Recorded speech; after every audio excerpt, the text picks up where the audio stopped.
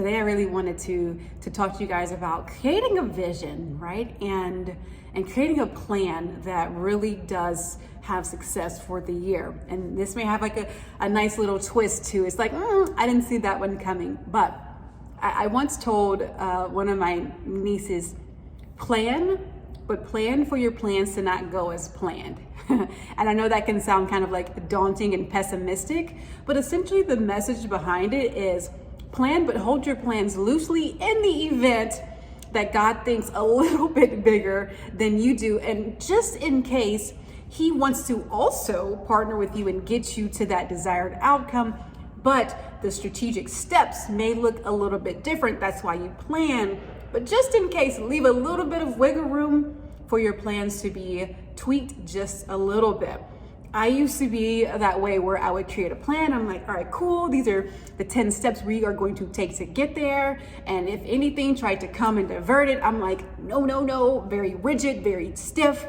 And it would create frustration. It would create anxiety. It would create anger. It would create who knows what type of emotion inside of me, because I did not like if anything was going out of plan, until I realized, you know what?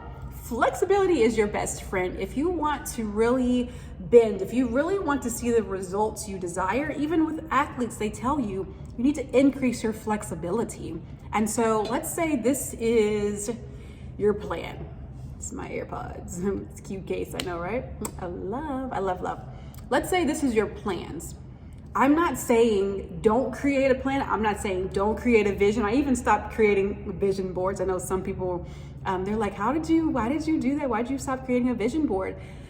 But instead, I just said, I have a kind of a broad vision of what I want to see for the year to happen, but I leave enough room for God to do what he does best. And normally, 10 times out of 10, his plans, his ideas are better than mine. We are getting to the point, God and I, where it feels like we are like, okay, we are partnering. We're co-laborers now, rather than I want to do this, you want to do this, and we're pulling in the opposite direction. It does feel like we are co-laborers now, partnering, because I have become more limber and flexible in my plans. Even with God, I was that way. I'm like, oh God, I want to do this, I want to do this. And he's just like, eventually he always wins. And I'm like, oh, that was better. Yes, I know. Told you so, right? So this is your plan. Like, have it, right? People perish for a lack of knowledge, right? Write the vision, make it plain. I want you to think through it, have a plan. This is your plan.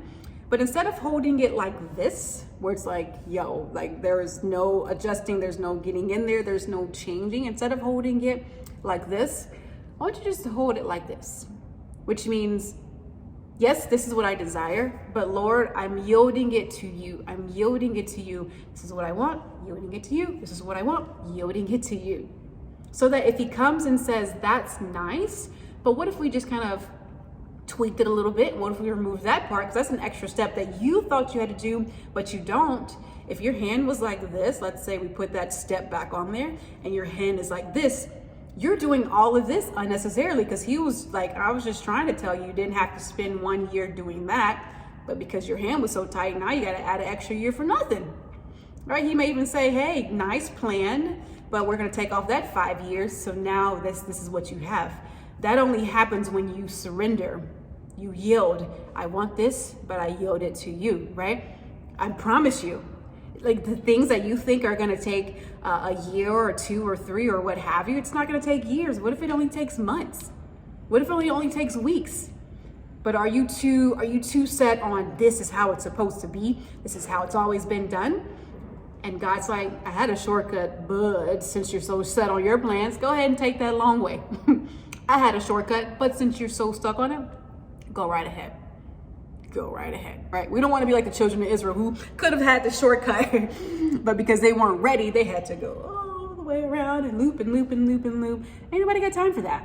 We don't have time to waste. Have your plan, hold it loosely, because I promise you, there's going to be times where God will show you in a vision and dream, someone will tell you there's actually a quicker way, right? Or he'll just give you the grace to do it much quicker. So whatever your vision is, whatever your plan is, fine, have it. Don't do this. Increase your flexibility. And if it's hard for you to do this, of opening your hand, ask yourself, What am I afraid of, right? Because when you think about it, see how tight it is? It's like, oh, you get the veins popping out. Where's my veins? There you go. They're in there somewhere. It's why? Why am I afraid? Am I afraid that if we don't do it this way, it's going to fail? Am I so stuck on being in control? Maybe because of fear as well, that I'm not willing to loosen up, let up a little bit. Ask yourself, if I do have a death grip on whatever my plans are, the way that I want it to be done, why? Why is your hand so tight? What are you afraid of? Usually it's fear or it's lack of trust. One of the two, both of them. What and who are you not trusting, and who are you afraid of? Or what are you afraid will happen, won't happen if you don't have this death grip? And I want you to ask the Lord for your homework.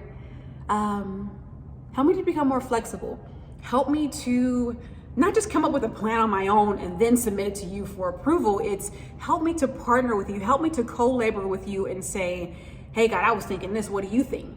Oh yeah, you were thinking this. Cool. I was thinking this too. What do you think about that? Right? I would sit across from him. I like to have a little empty chair over there. Bob Beaudine, if you know Bob Beaudine, he has a book called Two Chairs, where you create a space for him. It's empty chair. You literally put an empty chair over there and you have conversation with God. So do that. Have an empty chair and it's like, all right, we got a board meeting, He may not write on the board. He had did in the Bible once or so. That may not happen here, but you're going to hear it in your spirit. Oh, that's a good idea. That's a good idea. Ooh, boom, boom, boom. It's going to flow so well. They're going to be like, wow, who's your business partner? God's my partner. God's my business partner. And then kind of go back and forth flow. It may take a couple of days or what have you. At the end of the day, like I said, I don't have a vision board anymore. I create an overarching theme for the year. So for this year, 2022, my focus is looking again. That's what it is. It's look again, which basically means the vision boards that I did create, well, way back when in 2017, 18, 19, I'm looking again because a lot of those have not been fulfilled. Most times that's what happens with visions. You see them a couple of years in advance. And so I'm looking again.